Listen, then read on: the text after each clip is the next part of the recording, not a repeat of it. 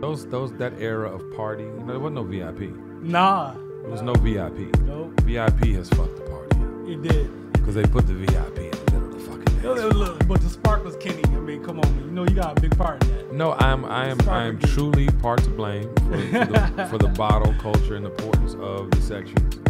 But I partly regret it.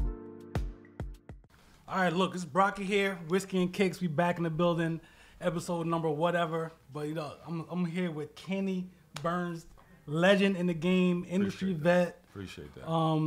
So many accolades. I could sit here for a long time, but we don't have much time, so we're gonna get right to the meat. How you doing? Come on, I'm good, brother. Thank you for having me. What the fact that you have a podcast called Whiskey and Kicks. It's just fitting, right? It's appropriate for every situation. Indeed. You know what I'm talking about?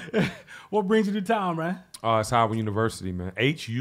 You know. I did not attend. I did attend the campus quite a lot. My wife graduated cum laude, but I have a very obviously super affinity for Howard University and everything Washington D.C. So I'm home celebrating. So you've done a lot of things, man, like launching Revolt TV, yes, Apple Ciroc, many other top brands, yes, in the game, and you call yourself the lifestyle specialist. Yes. So can you explain that to the people? Yeah. So I was in the music business for a very long time. I signed Wale from here. I signed Akon. Signed the girl group Dream. I signed, I worked with, Jay-Z and Dame on Reasonable Doubt. I just had a whole, lengthy career in music. And around 2005, I kind of started playing in different spaces. And those spaces were lifestyle marketing before it was called lifestyle marketing, and then it was also fashion. Second black designer ever in Saks Fifth Avenue with Ryan Kinney. Indeed. Happened to be at Rockefeller, and Jay-Z wore the clothes and changed clothes video, and Usher, Ashton Kutcher, everybody who was popping back then wore the clothes. But my friend had the Axe account, Axe body spray. That's huge. They were introducing themselves into North America, and she basically was like, look, I need you to help me, get this in some videos. So we went on to create advisory boards for Axe, where industry vets we'd fly them to Miami, to California. This is back when there were no ambassadors. Today they're now called ambassadors and they get paid to move, but back then they were just happy for a trip. Long story short, I was moving the culture around that kind of, in that kind of big fashion, and they were like, wait, how can you move people around? How can you? And it was because I was immersed in the culture, and, they were like, well, what do you call yourself? What is that? And I was like, I'm a lifestyle specialist. And, no doubt. And at the same time, too, around 2005, all the Gray Worldwides and the Uniworlds, they all were trying to seek out smaller boutique agencies to help them have more direct access. Okay. And in these agencies, there were specific people who had the relationships, like myself. But I didn't start an agency. I just became the agency all by myself. Everybody reach out to Kenny if you want to get something done. Basically. Listen, the dream is real. For sure, brother. You know that. So can you explain is that what it kind of means to curate a brand? Well, to curate a brand, I think you have to understand the culture behind it. Okay.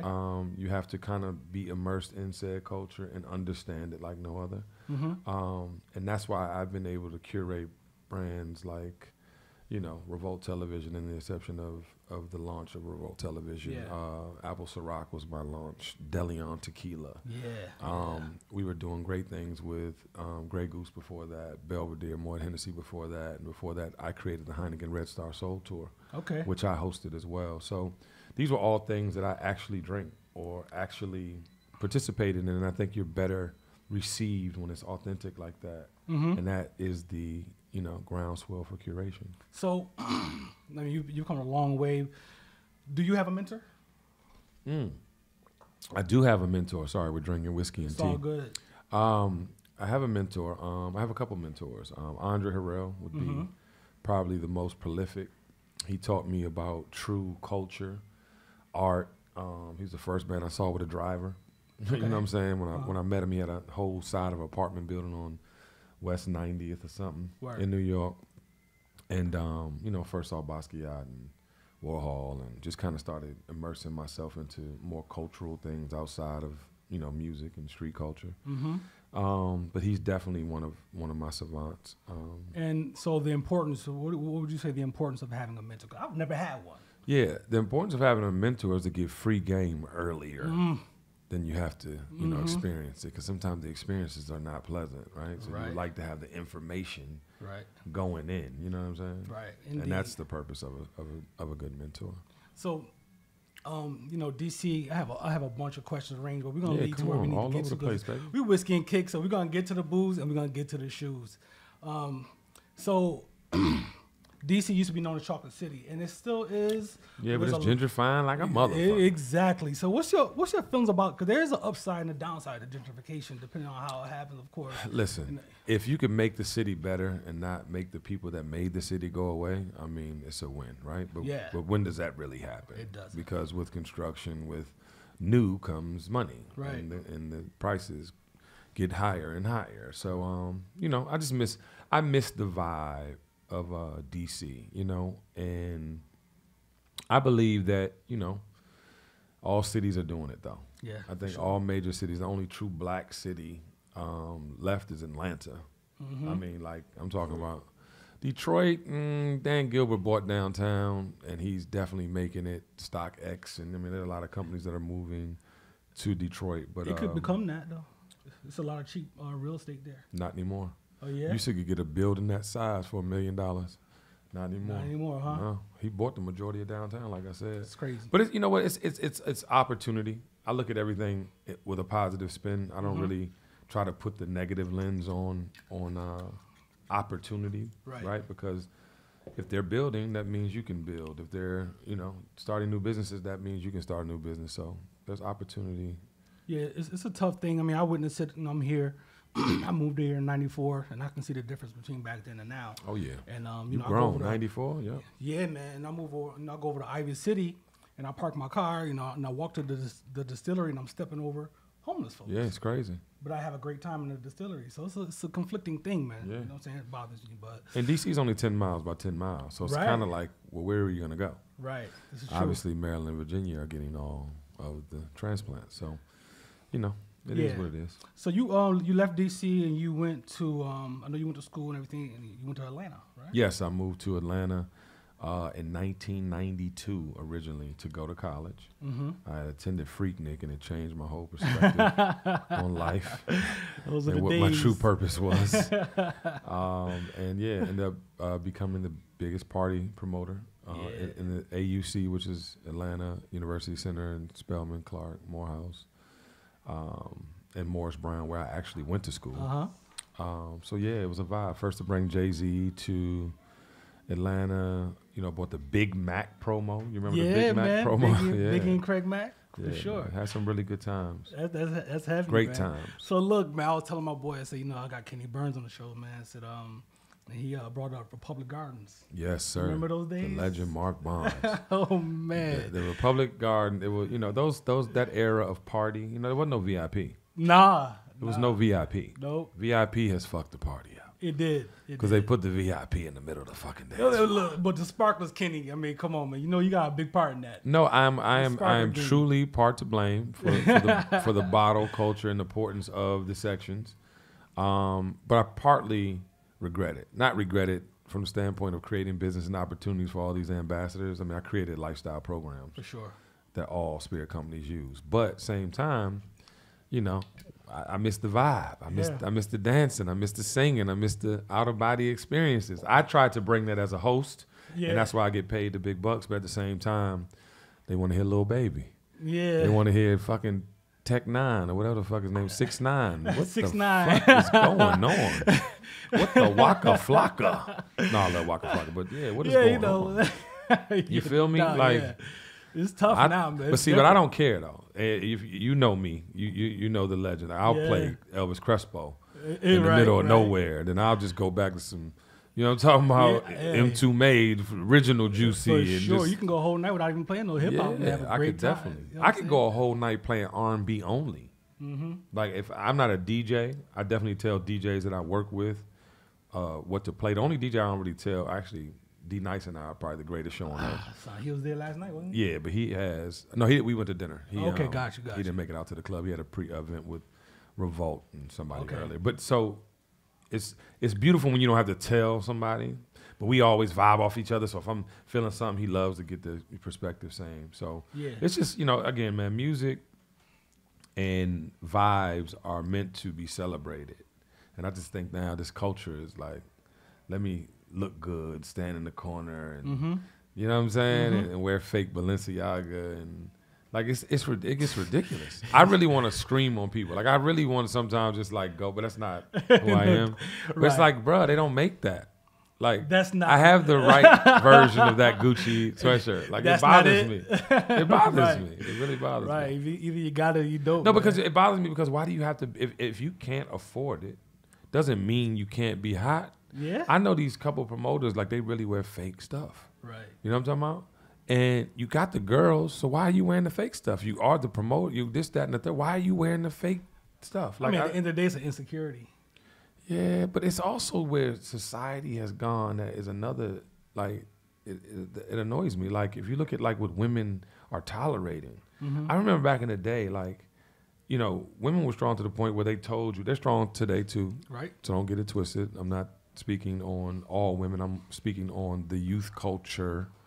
But they take so much from me. Like you really want to do with the tattoo all over his face. Right. That's where you're going in life. That's the future. Right. You're not demanding. People always talk about relationships too. You have to demand what you want from the door. You can't get in a relationship and then 10 years down the line when everybody's comfortable talking about, oh, well, I don't feel like, well, hold on. Work. It's been 10 years we've been doing this. Yeah. Why? But I think that this culture is kind of like that. You know what I'm saying? They don't really, from the door, this is what I need. I've been married 19 years. Oh, word. I have some insight on this, you know what I'm talking about? Yeah. And that's tearing the party up too. And I was relating that back to the experience. It's like, we know why you're here. You know what I'm saying? Have a good time. Oh, but you're not here for that. You wanna get chose. You wanna do this. So it's a whole weird cup of gumbo. Damn, 19 years, no joke. Both my marriages don't add up to that. Yeah, listen. She's here too. She's in DC too. Oh, that's what's she graduated up, man. from Howard. She's off out here in the street somewhere. That's the way they do it. Yes, sir. So let's get to the booze, man. We got Uncle Near sitting in front of us. Yes. I love this stuff. As you can see, one of them is full, one of them is kind of. Yeah, one cracked. You couldn't even cracked. get here and crack that joint. This is whiskey and kicks. I don't play around with the booze. So That's right. how did this come about? You know what, man? I've been in spirits for over 15 years. Arguably some of the greatest brands out I've been a part of and contributed to the success. But I never had a piece. Yeah. I never had equity in anything. And then randomly, a person I didn't even really know, happened to meet him on a golf course. He was a friend of a friend. Was impressed because of the one day we met each other and the stories that he heard about me in the spirits business. And he's like, look, I'm doing a raise, $10 million raise for this brand, and you'd be perfect for it. So, of course, everybody says, Kenny, you're the best ambassador, this, that, and the third. I'm like, well, okay, Gay, I can be an ambassador, but I have to be an owner as well. For sure, man. That's a smart move. I was like, there's no way I can do anything else in spirits unless I'm an owner. Right. So he was like, listen, we're doing a raise. We can introduce you. This lady, Fawn Weaver, is quite the savant. She put this play together. They were telling me all the amazing things she had did. And then when I met her, she was my spirit animal. It was almost like, dope. You meet somebody and you're like, wait, I love you. Like there's no getting to know. I love you. Right. And we had, we were kindred spirits in the sense that they don't do what I do. They were really trying to see what I do. Right. So kind of how do we quantify a lifestyle guy? And, but luckily I had, track record of proving the ROI on lifestyle. So we kind of got down to brass tacks and formed a partnership. And, she took me on a journey to Lynchburg. Obviously, Tennessee whiskey comes from Lynchburg. And as I began to unravel the story, it was reparations even for me. Not only because, Nathan, Uncle Nearest Green, was a slave. Right. And he taught a young Jack Daniels how to distill on number 7 or taught him the charcoal mellowing process. It was like, wow, like, I'm finally an owner. Yeah. We're celebrating him. Our foundation puts all of the descendants through college. That's dope. It's like 7 of them, right? It's like 9. 9, okay. Yeah, 9 now. That's dope. And I'm not just talking about, the initial phase. You can go, your bachelor's, you can go masters, your doctor, however far you want to go in school. So That's where all our marketing money goes. But it's worth every penny because the story was so necessary. You know what I mean? And it was so necessary to take care of his descendants in the process. So you have equity in the company, and you are by nature, because of your personality and everything and what you do, you are the brand Yes, ambassador for it. I am a brand ambassador. And then you have folks, in different locations or whatever doing that. Yes, I created the influencer programs that everybody uses. So in the terms that I would normally be introducing ambassadors, they would be guys in the club and this, that, and the third. Now we have a sales force of ambassadors versus people that go spin in clubs and pop bottles. So it's been a very, honestly, it's been a very amazing experience because at the end of the day, 80% of whiskey drinkers are white, right? And we have seen in our urban culture when it comes to spirits, they'll move to whatever if it's hot. You got that right. Not even that they love the spirit, right? Now, mind you, Uncle Nearest is aged 9 years. I want your opinion, anyone else who's had a drink or sip, it's probably the best whiskey out. It's 100 proof. It's smooth as silk. It's incredible, son. Thank you. I ain't gonna lie. I'm sitting here just salivating looking at it now. Right. And so when you think about it though, right? So it's not a hard sell once you taste it, right? So we're talking about if you drink brown, let's just keep the category around brown. That's whiskey, that's bourbon, that's aged tequila, añejo, that's cognac, whatever. Right? You can get into this mix. You can feel this. You will taste it and you will like it. So my point is, I think now, you're gonna see a shift, right? So if 80% of the whiskey drinkers are white, all right, boom. We went that route as far as this is not a sparkler brand. Right. You got that right. This is not what you're used to seeing from me, right? Right. But now you also are seeing, like, if you follow me, I'm into Cuban cigars. You know that I have an affinity for the finer things in life. And, I travel the world and I drive in Gumball 3000 and I do so everything high end, right, matches. So that's how we get this 360 lifestyle movement. So, and you kind of touched on it a little bit, but what do you think about the relationship in the future between hip hop culture, black culture, and whiskey? Because, people drinking yak, and vodka. Yeah. That's the biggest things you're going to see in our community when it comes to, culture-wise in the clubs and so on and so forth. You know what? It has to do with taste. It's like Gucci, Prada, J. Crew, Gap. What's your preference? What do you like best? You know what I'm saying? You can't tell me that any liquor is like, oh my God, it tastes like, the sweetest, sultriest piece of candy I've ever. That's not what liquor does. Right. You drink liquor to get a buzz, to relax, to calm down, to whatever. So it becomes then, okay, what is my drink of choice? What is the libation that's going to take me where I need to go? Right. And for me, I'm putting Uncle Nearest in perspective.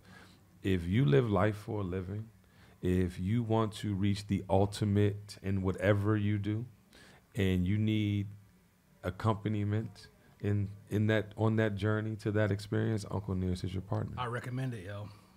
That Tennessee, that charcoal situation they got going on with that, man, that thing is serious. Yeah, he saved a few things for himself. For sure. That are obviously when you taste this and then you taste Jack, it does not taste like Jack. So it's a beautiful situation, man. And I really call it lightning in a bottle. And I'm not just talking about the juice. I'm talking about the experience to find a brand with this much heritage and this much legacy, right? It's almost unheard of. For sure. And this is a proven fact. It's a rich story behind it. Yeah, I mean, Jack Daniels mentioned him 50 times, over 50 times. His actual sons and him over 50 times. And we bought that biography, by the way. Oh, and dope. This bottle this is where Jack Daniels grew up. Okay. This is the Dan Call farmhouse, which we now own. Oh, okay. Yeah, 330 acres. That's nuts. Yeah, we're also building a distillery on another 220 acres. It's an equestrian farm. Okay. If you know anything about Tennessee, whiskey and horses are everything. Right, for sure. Yeah, so we'll have actually, award-winning horses on the property. All black-owned business? Black-owned business. Man. Keith and Fawn Weaver, they're the co-founders. They're husband and wife. They founded it, created it. and brought a player on.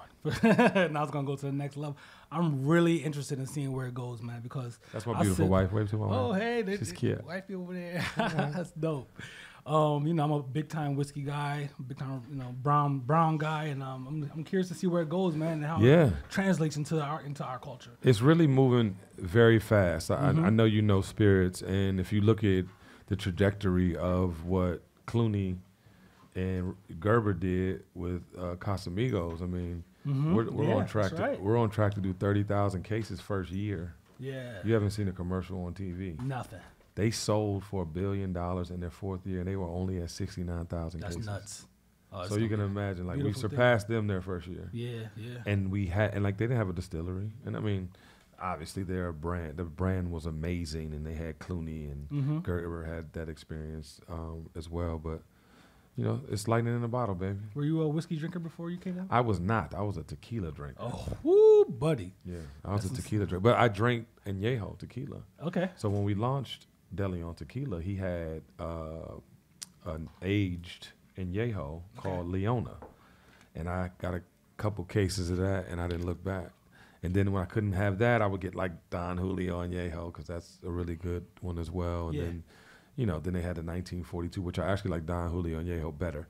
But then when I had this, I mean, there was no way I could not drink what I own. It's 100 proof, man, but it don't feel like you're drinking 100 proof. You know what, though? I will tell you this. It does not feel like it, but when you're 4 drinks in, you're it feels like shit. Wait a minute. Everybody calm down. Am I naked or am I dressed? Like, it really could go left quick. And that's why I always tell people, you know, I just gifted the guys from the Joy Club, and they were like, damn, I said, yeah, I'm going to tear this up tonight. I was like, no, you're not. I said, no, drink responsibly now. Yeah. But no, it's definitely that get right. Well, look, man, I got Kenny Burns in front of me right now, so I'm gonna call this next piece Game Time. I need a little something from you. You need some game? Let's get it. Listen, so you said you mentioned Andre Harrell. Yes. You mentioned before in a previous interview that I watched that he taught you how to take your creative vision and make it tangible. Yes. What was the process like for you when it was just a passion that you were pursuing, and how valuable were those teachings? You know what, man? You know, when you're a creative, you're creating. And when you're young creating, it's not really to do anything in specific. You're finding your way. It's like, I played basketball. I was good at basketball. But I'd rather go buy the Gucci's at the Madness shop. You know what I'm talking about? Or I'd rather, you know, and mind you, they were double the price because Gucci didn't sell the tennis shoes here in D.C. Unless you were driving, and I wasn't. I was 15. Right? So I paid double. But my point is, I started seeing my passions were not in what I was doing. I liked it. I was good at it. I could have went to, you know, college playing ball, but I got locked up my senior year. But it really was trial and error, right? That I would experience, you know, the discovery of my true talent. And it always was people. I knew my talent was people. I just didn't know how I was going to shape and mold it. But Andre gave me the battery pack to kind of say, look, it's you, right? Because when you're young, people taking, oh, you're dope. You're a great videographer. Come work with me. Instead of saying, you know what, I think you're the best videographer. I'm going to put it in perspective for you. I know such and such and help you grow and go, right? Yeah.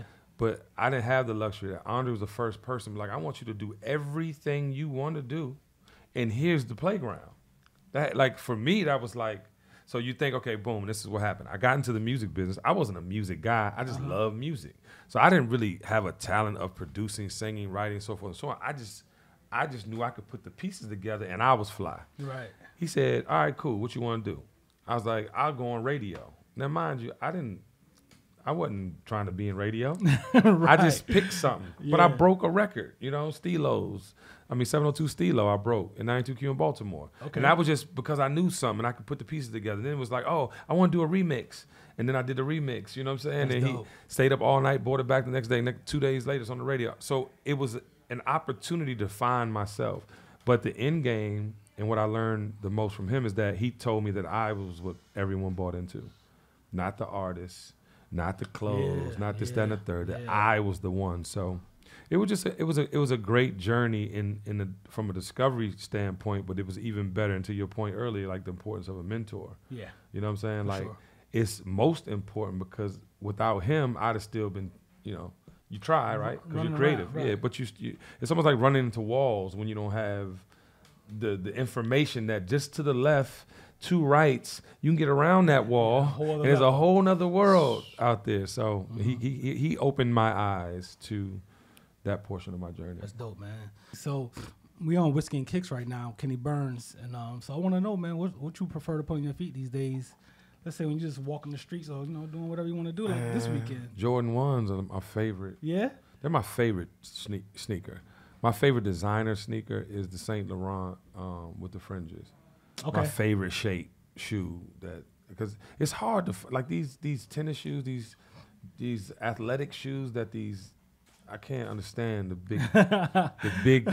the big extra large, like what are these fucking Balenciagas? The dash shoes, bruh. I'm confused. It's crazy. But Saint Laurent probably has my favorite, and I like some Margielas too. The low top Margielas, they have a nice shape. Yeah. But this trip I bought Jordan 1s. Nam Keel, he did the paint dipped Air Max 97s. Okay. I had them on yesterday. Okay. You can find a picture and post it, but I love them. I wore them.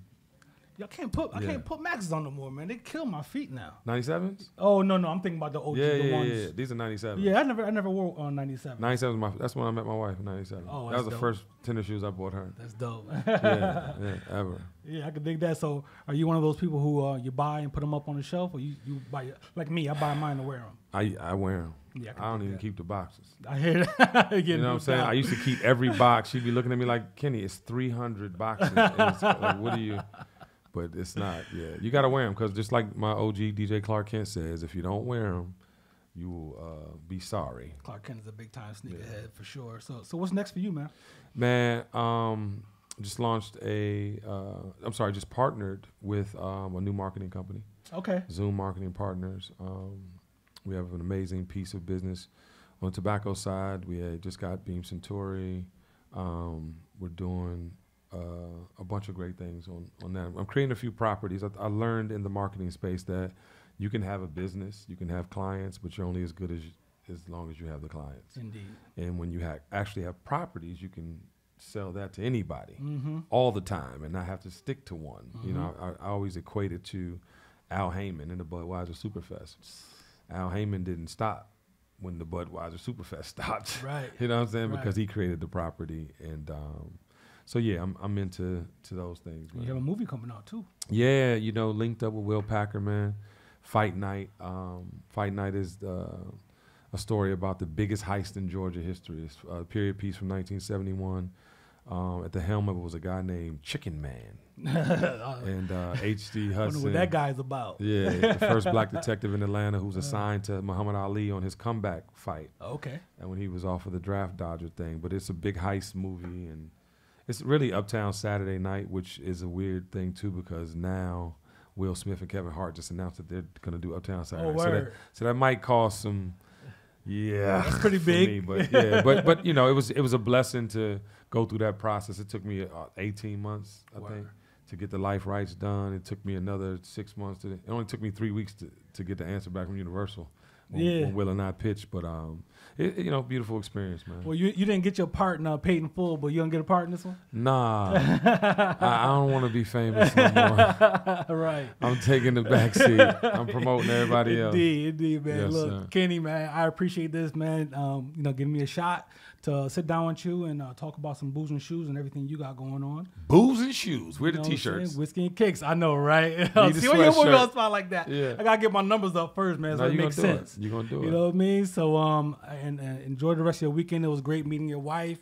And it's a nice setup over here, this hotel. So, thanks for Yes, everything. glad to brother. have you, man. The Eaton Workshop Hotel, 12th and K, y'all, one of the most beautiful properties I've ever seen. So make It's sure y'all pretty check dope it out. here. Yeah, definitely, man. Appreciate it. All love. Brother. Yes, sir. Be good, man. All right.